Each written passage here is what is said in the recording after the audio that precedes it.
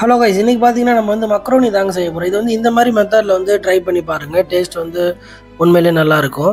அதாவது ஃபஸ்ட்டு பார்த்தீங்கன்னா வந்து ஒரு குக்கரை வச்சுட்டு அது ஹீட் ஆனதும் பார்த்தீங்கன்னா ஆயில் ஊற்றிட்டு கொஞ்ச நேரம் ஆயில் சூடானதுக்கப்புறம் பட்டை, லவங்க, ஏலக்காய், கிராம்பு இதெல்லாமே போட்டு அந்த ஆயிலை வந்து நல்லா ஃப்ரை பண்ணுங்கள். அதுக்கப்புறம் பார்த்தீங்கன்னா நம்ம கட் பண்ணி வச்சுருக்க ஆனியனையும் போட்டு அது கூட ஃப்ரை பண்ணிக்கோங்க.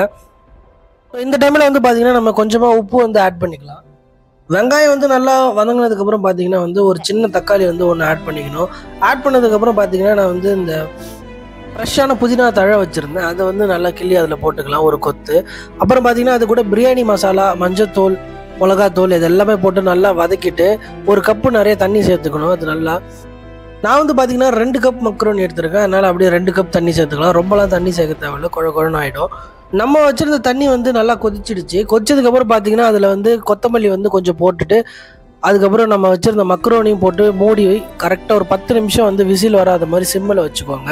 அதுக்கப்புறம் விசில் அடங்கினதுக்கப்புறம் குக்கரை திறந்து பார்த்தேன், பாருங்கள் எப்படி இருக்குன்னு. ஒன்று கூட ஒன்று ஒட்டாமல் நல்லா பளபளன்னு சூப்பராக இருக்குது. ரொம்பவும் தண்ணி குழையாமல் கரெக்டாக நம்ம சாப்பிட்ற மாதிரி பளபளன்னு ஒன்று ஒன்று தனியாக எடுக்கலாம், அந்த மாதிரி இருக்குது. வாசனையும் பார்த்தீங்கன்னா வந்து வேறு லெவலில் இருந்தது.